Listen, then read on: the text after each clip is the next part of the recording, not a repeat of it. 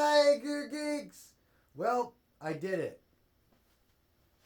I got a hold of my amp rack. But fortunately, I have this Engl box. And it's a 100-watt amp. You got to wonder, I have a Kemper. What else could I ever want? Well, as you know, Kemper is from Germany and it needed a friend. So here's Engl. And let's open it up to see which one it is.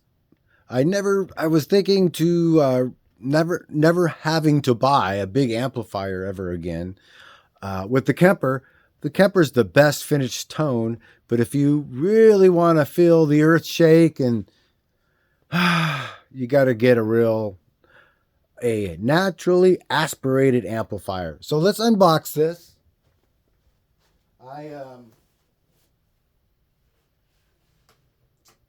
I kind of promise you like it. First off, it weighs 47 pounds. And let me spin it. The tag was ready to come off. It's no big deal, right? The side had a big crack in it.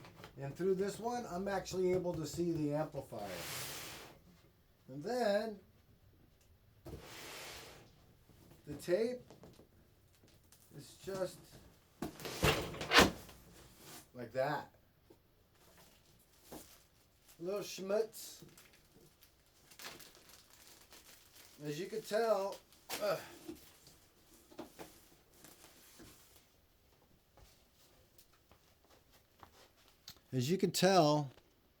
little sticker, nice sticker. Warranty card. What's this?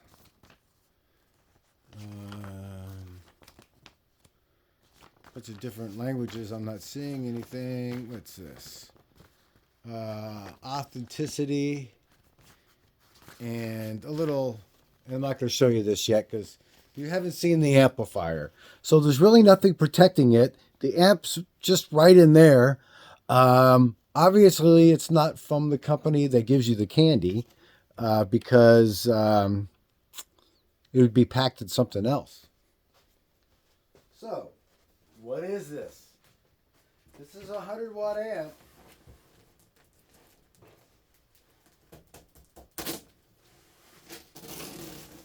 That was it. I used my pen.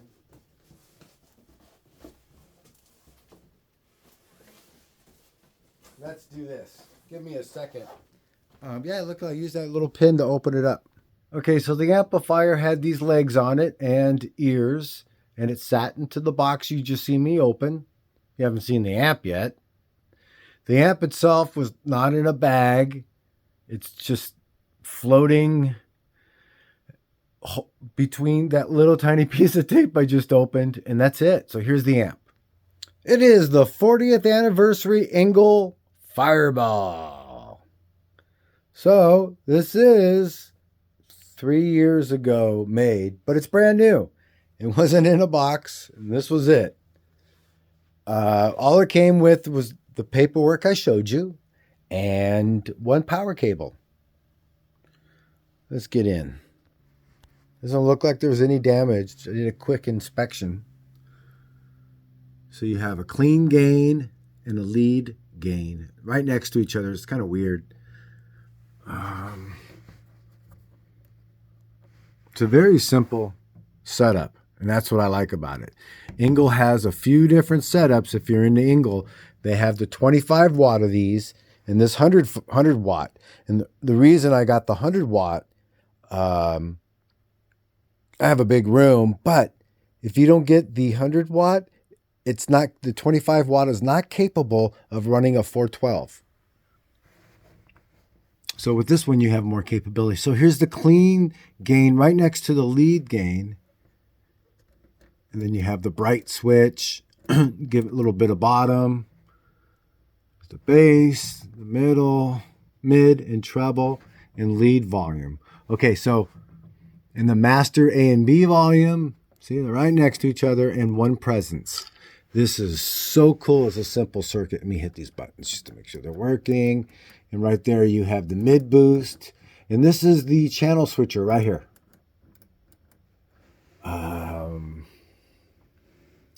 You monitor the tube and their quality with this.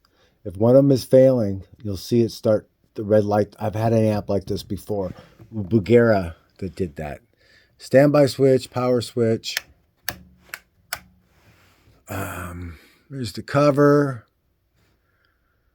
So they had it in black, brand new made, and they had still some of these that were the anniversary of 2023. And I picked this one. I'm interested in the back to see the manufacturing date so I could see how old the tubes are. Because no matter what, sitting on the shelf, the tubes are getting old.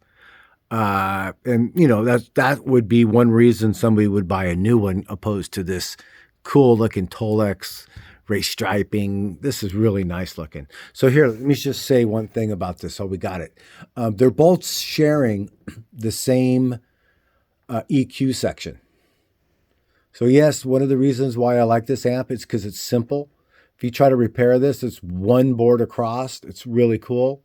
Opposed to something like this, it's super complex. Every knob, every pull out and push in, everything is just so many different circuits. If you open up this amp, and they're notorious, they're stacked on top of each other of just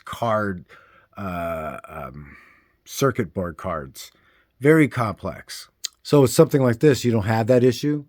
So if you don't care about space, you really want a loud amp, you don't care about having an amp that does everything like that Messe Boogie does.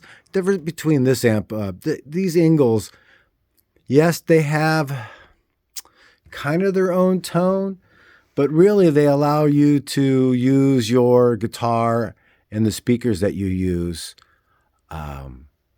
This amp allows them to come through a lot more than the Messe Boogie does, where the Messe Boogie kind of controls your tone a little bit more. So again, this one shares the same EQ. I don't like that. And that's about it I don't like about this amp. It's really nice so far. Let's check the back. Well, I didn't get to the back. Let's look at the top. What does this card say?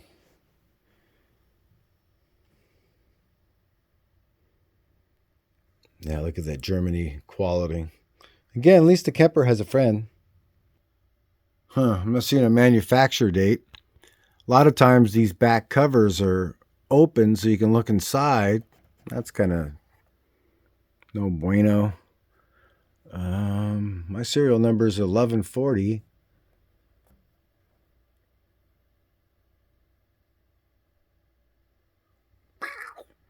Let's see, foot switch. You get a foot switch for the effects loop in the mid boost here with this one. And then with this quarter inch, its control switch is for the clean and the lead. So you go back from the master A and B, they call it. You do have a noise gate with the threshold where you can control the threshold on the back. Be nicer if that was in the front, but you know, made in Germany. Look at that. That's nice. Effects loop. Dry send. And then over here is the reason why I bought this one.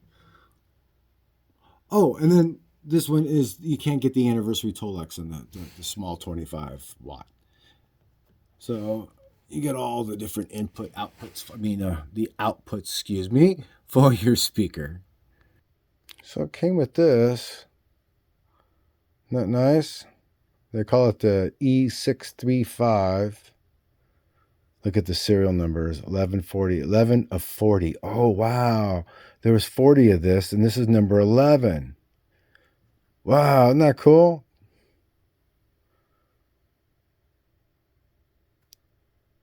That is cool. I didn't realize that I got number 11. Wow, okay. Here's the data sheet. There's 6 L6s. You can see the ECC83s or the 12 AX7s used for various uses. I'm shaking. Oh my God. That's not good. It's a 100-watt amp.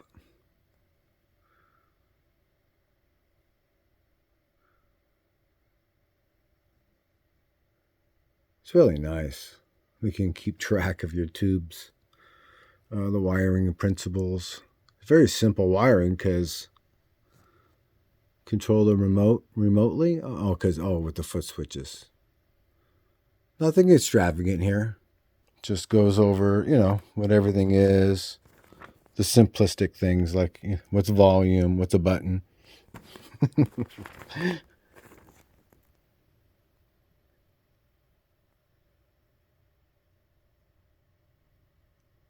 So as far as the back's concerned, it would be nice to have the noise gate in the front, but you can't have everything. If you're into Engl, you probably know that they have a lot of amps previously that did a lot of multi-tasked amps, a lot of channels.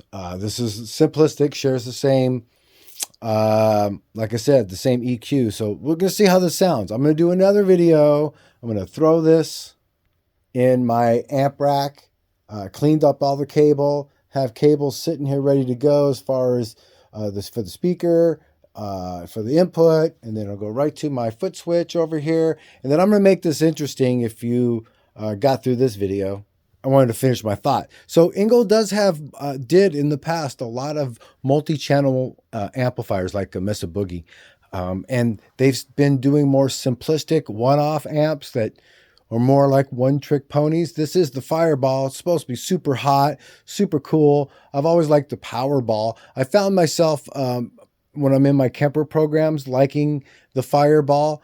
Buying the Kemper, I thought I'd be able to not need to buy or want to buy the EVH 100 or the Engl Powerball or Fireball. But because of this tolex and the circuitry and this new simple circuit one, I was looking at the 25-watt ones, but the smaller lunchbox really don't have the same punch.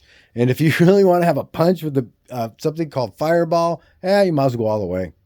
So to make this interesting, I'm going to hook these amps up, put them in the two holes I have in my amp rack over here, and going to give you a comparison, let you hear the Engl. It came not stock, but they have their Engl brand. The Engl cabinet is stocked with vintage 30s. So I do have a 412 vintage 30 cabinet. I also have a high gain cabinet from the company called Dime, and they used Eminence. And that's my favorite high gain amp cabinet that I've used with this 3120 amp here. I am getting a little sloshy in the mouth here, but let me try to go through this real quick. So this is another simple circuit amp, 100 watt, but it has separate lead and rhythm, which are identical. They're identical.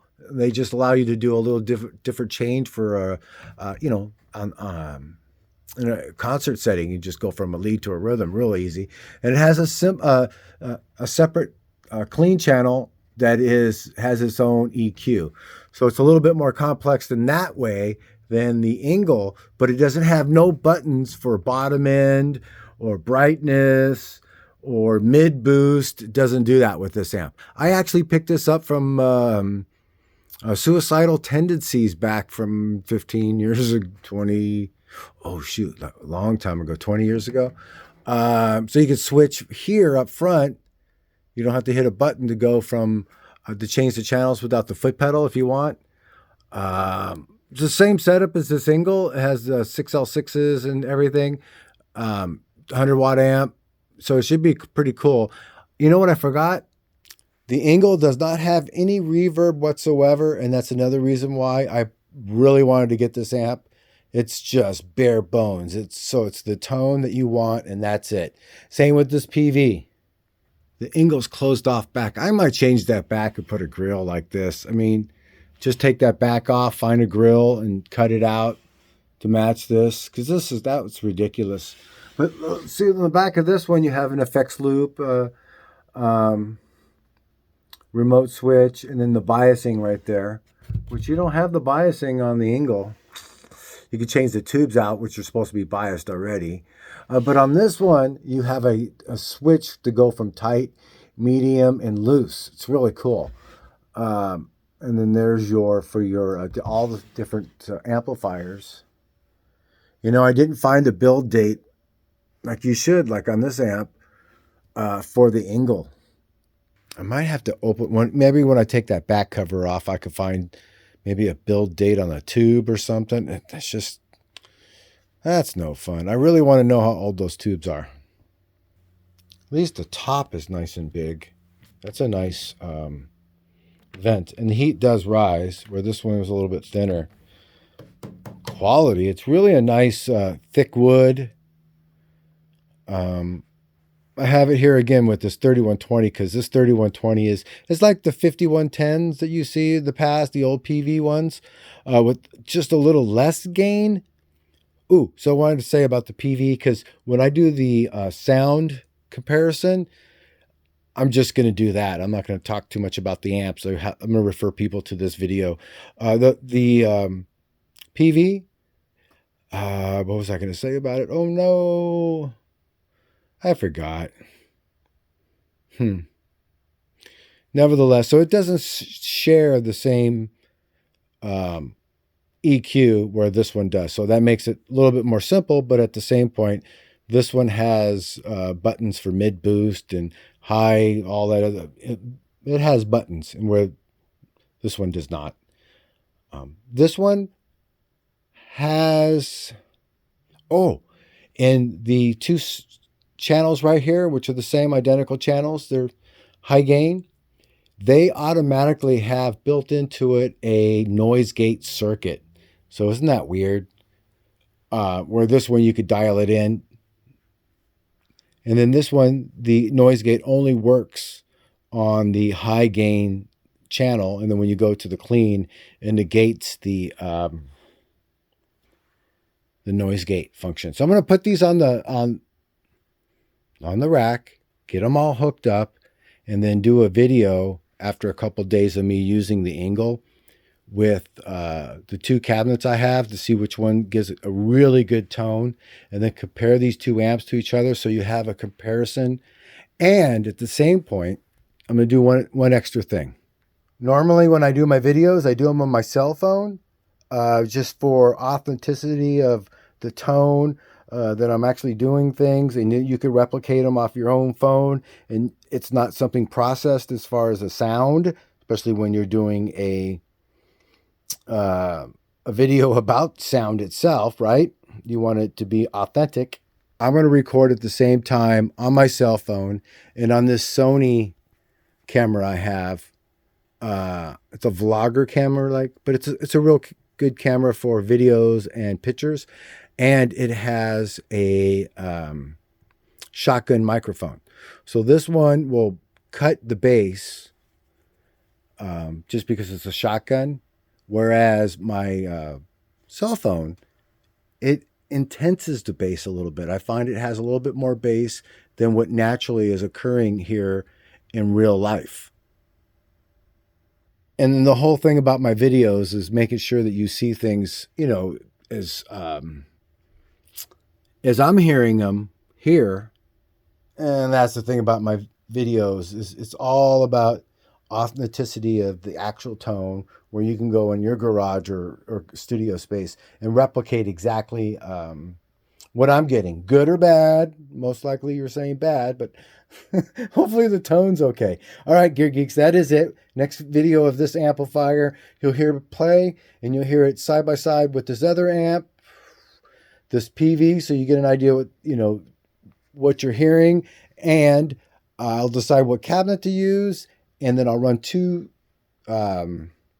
recorders at the same time, my cell phone and the Sony in the background there, and you can get at the same time two different tones.